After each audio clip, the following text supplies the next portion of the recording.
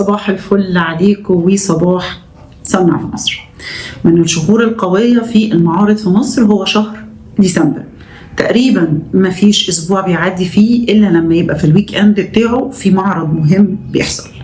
عندنا معرض متخصص جدا من المعارض اللي بدأت تقام حديثا في مصر، لكنه عمل طفرة من وقت ما ابتدى يظهر هذا المعرض، وهو معرض نيبيو للذهب والمجوهرات.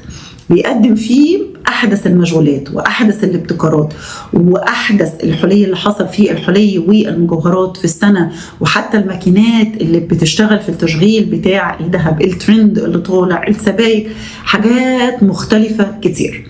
ده من تنظيم شركة فيجن فيرس، من الشركات اللي كانت قوية وسباقة انها تعمل معرض متخصص للذهب في مصر. بيتعمل كل سنة في شهر ديسمبر، يقعد حوالي من 2 ل3 أيام.